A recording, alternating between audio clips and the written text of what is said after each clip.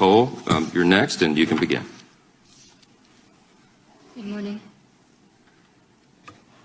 My name is Chloe Cole, and I am a detransitioner. Another way to put that would be, I used to believe that I was born in the wrong body, and the adults in my life whom I trusted affirmed my belief, and this caused me lifelong, irreversible harm. I speak to you today as a victim of one of the biggest medical scandals in the history of the United States of America. I speak to you in the hope that you will have the courage to bring the scandal to an end and ensure that other vulnerable teenagers, children, and young adults don't go through what I went through. At the age of 12, I began to experience what my medical team would later diagnose as gender dysphoria. I was well into an early puberty, and I was very uncomfortable with the changes that were happening to my body. I was intimidated by male attention, and when I told my parents that I felt like a boy, in retrospect, all I meant was that I hated puberty, that I wanted this newfound sexual attention to go away, that I looked up to my brothers a little bit more than I did to my sisters. I came out as transgender in a letter I sent on the dining room table. My parents were immediately concerned. They felt like they needed to get outside help from medical professionals, but this proved to be a mistake. It immediately set our entire family down a path of ideologically motivated deceit and coercion. The gender specialist I was taken to see told my parents that I needed to be put on puberty-blocking drugs right away.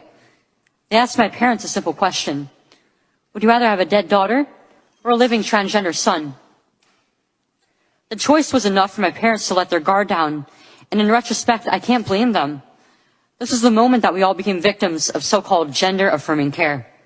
I was fast-tracked onto puberty blockers and then testosterone. The resulting menopausal-like hot flashes made focusing on school impossible. I still get joint pains and weird pops in my back, but they were far worse when I was on the blockers.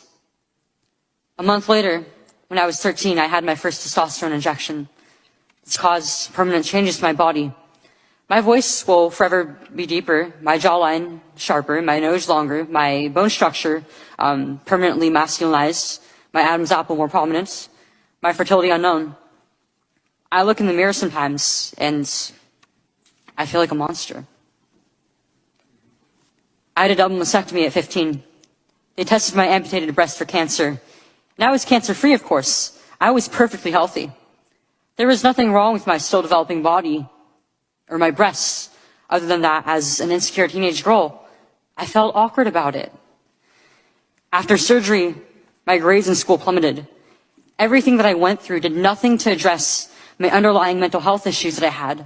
And my doctors, with their theories on gender, thought that all my problems would go away as soon as I was surgically transformed into something that vaguely resembled a boy. Their theories were wrong. The drugs and surgeries changed my body, but they did not and could not change the basic reality that I am and forever will be a female. When my specialist first told my parents that they could have a dead daughter or a live transgender son, I wasn't suicidal. I was a happy child who struggled because she was different. However, at 16, after my surgery, I did become suicidal. I'm doing better now, but my parents almost got the dead daughter promised to them by my doctors. My doctors had almost created the very nightmare they said they were trying to avoid. So what message do I want to bring to American teenagers and their families? I didn't need to be lied to. I needed compassion. I needed to be loved. I needed to be given therapy to help me work through my issues, not affirm to my delusion that by transforming into a boy, it would solve all my problems. We need to stop telling 12-year-olds that they were born wrong, that they are right to reject their own bodies and feel uncomfortable with their own skin. We need to stop telling children that puberty is an option, that they can choose what kind of puberty they will go through, just so they can choose what clothes to wear or what music to listen to. Puberty is a rite of passage to adulthood, not a disease to be mitigated. Today, I should be at home with my family celebrating my 19th birthday. Instead, I'm making a desperate plea to my elected representatives. Learn the lessons from other medical scandals like the opioid crisis, to recognize that doctors are human too, and sometimes they are wrong. My childhood was ruined along with thousands of detransitioners that I know through our networks. This needs to stop. You alone can stop it. Enough children have already been victimized by this barbaric pseudoscience. Please let me be your final warning. Thank you.